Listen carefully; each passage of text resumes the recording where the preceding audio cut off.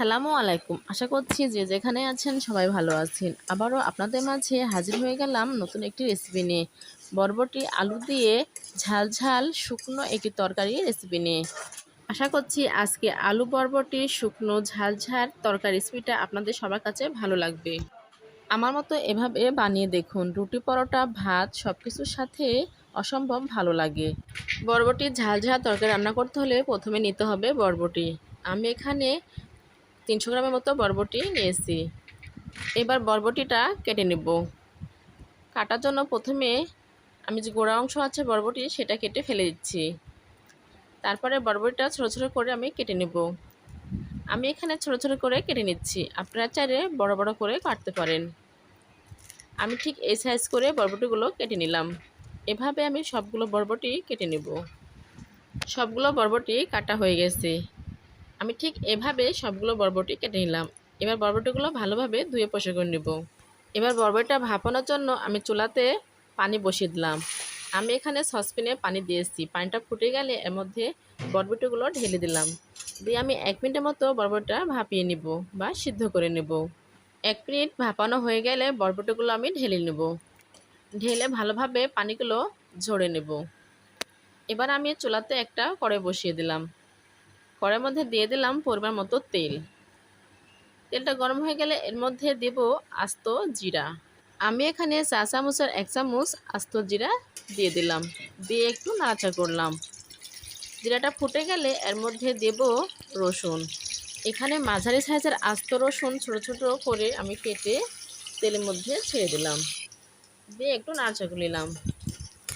আমি এখানে 10 সেকেন্ডের মতো রসুনটা ভেজে নিলাম। এবার আমি এর মধ্যে দিলাম পেঁয়াজ কুচি। এখানে 2টা পেঁয়াজ কুচি কুচি করে কেটে তেলের মধ্যে দিয়ে দিলাম। যে রসুন আর পেঁয়াজটা একসঙ্গে ভেজে নেব। এখানে আমি বেশি ব্রাউন কালার করে ভাজবো না, ঠিক এভাবে ভাজা হলে এর মধ্যে দেব আলু। এখানে আমি মাঝারি সাইজের 2টা আলু ছোট ছোট টুকরা করে কেটে নিয়েছিলাম। এবার আলুটা আমি তেলের মধ্যে ছেড়ে দিলাম। দিয়ে আলু আর পেঁয়াজ রসুনটা একসঙ্গে আমি ভেজে নেব। ঠিক এভাবে আমি 2 মিনিটের মতো আলুটা ভেজে নেব। ঠিক এভাবে নাড়াচাড়া করে সময় নিয়ে আলুটা ভেজে নিতে হবে। আর এ পর্যায়ে চুলার জাল মিডিয়াম বা লো হিটে রেখে আলুটা ভাজতে হবে। এবারে আলুর মধ্যে দেব 1 চা চামচ ধনিয়া গুঁড়া, 1 চামচ হলুদ গুঁড়া, 1 চামচ লাল লঙ্কার গুঁড়া। তার সঙ্গে দিলাম কাশ্মীরি লাল লঙ্কার গুঁড়া। এবার দেব 1 চামচের মতো ভাজা জিরা গুঁড়া। দিয়ে আবারও নাড়াচাড়া করে আলুর সঙ্গে মশলাগুলো ভেজে নেব। ঠিক এভাবে নাড়াচাড়া করে মশলাগুলো আলুর সঙ্গে ভেজে নেব। মশলা আলু পেঁয়াজ একসঙ্গে সময় নিয়ে আবারও 1 মিনিটের মতো ভেজে নিলাম। আমি আজকে বরবটি ঝাল ঝাল তরকারিতে কোনো বাটা মশলা ব্যবহার করলাম না। শুকনো মশলা দিয়ে আমি আজকের এই বরবটি ঝাল ঝালটা রান্না করব। এই পর্যায়ে ভাপানো বরবটিগুলো আমি ঢেলে দিলাম। দিয়ে নাড়াচাড়া করে মশলার সঙ্গে কষিয়ে নেব। আলু আর বরবটি একসঙ্গে আবারও কষিয়ে নেব। ঠিক এভাবে নাড়াচাড়া করে কষিয়ে নিতে হবে। আমার যে বরবটি থেকে পানি বের হয়েছে সে পানি দিয়ে আমার বরবটিটা রান্না হয়ে যাবে। এই পর্যায়ে দিলাম 1 চামচ লবণ। লবণটা স্বাদ মতো দিলাম। তার সঙ্গে দিলাম হাফ চামচের মতো চিনি। চিনিটা একদম অপশনাল, আপনারা খেতে পছন্দ না করলে চিনিটা স্কিপ করবেন। লবণ আর চিনিটা দিয়ে আবারও ভালোভাবে বরবটির সঙ্গে মিশিয়ে নিলাম। ঠিক এভাবে নাড়াচাড়া করে বরবটিটা রান্না করতে হবে। এবার আমি ঢাকনা দিয়ে ঢেকে 5 মিনিটের মতো আবারও রান্না করব। 5 মিনিট পর আবারও চলে আসলাম। এবার ঢাকনা উঠে আবারও ভালোভাবে একটু নাড়াচাড়া করে দেব। দেখব আমার বরবটির নিচে লেগে গেছে কিনা। বরবটির নিচে লেগে যায়নি এবং বরবটি থেকে অনেকটাই পানি বের হয়েছে। এই পর্যায়ে দিলাম একটা টমেটো। আমি ডিপ ফ্রিজে ফ্রোজেন করে টমেটো রেখে দিয়েছিলাম, সেই টমেটো একটা ব্যবহার করলাম। টমেটো দিয়ে ভালোভাবে আবারও নাড়াচাড়া করে কষিয়ে নিলাম।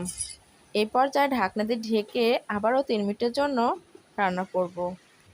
3 মিনিট পর আবারও চলে আসলাম। ঢাকনা উঠিয়ে ভালোভাবে আবারও বরবটিগুলো নাড়াচাড়া করে দিলাম। আমার আজকের আলু বরবটির ঝাল ঝাল তরকারিটা প্রায় রান্না হয়ে আসছে। এবার লাস্ট পর্যায়ে দেব 1 চা চামচ গরম মশলা গুঁড়া। এখানে 1 চা চামচ গরম মশলা গুঁড়া অ্যাড করলাম। এবার ভালোভাবে আবারও গরম মশলা গুঁড়াটা বরবটির আলুর সঙ্গে মিশিয়ে নিলাম। আমার আজকের আলু বরবটি রান্নাটা দেখতে কতটা লোভনীয় হয়েছে।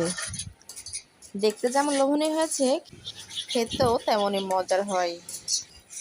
আমি মনে করি আমার আজকের এই আলু বরবটির ঝাল ঝাল তরকারিটা আপনাদের সবার কাছে ভালো লাগবে। আমি ঠিক এই পর্যায়ে এবার ঢাকনা দিয়ে ঢেকে চুলার জাল অফ করে রান্নাটা শেষ করলাম।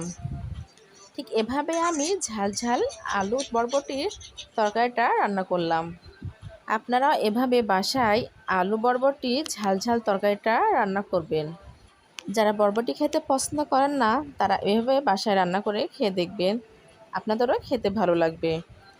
আমার আজকে আলু বরবটি ঝাল ঝাল তরকারিটা যদি ভালো লাগে তাহলে লাইক কমেন্ট শেয়ার এবং সাবস্ক্রাইব করবেন। যারা এখনও আমার চ্যানেলে সাবস্ক্রাইব করেন নাই তাদেরকে সাবস্ক্রাইব করার অনুরোধ রইল।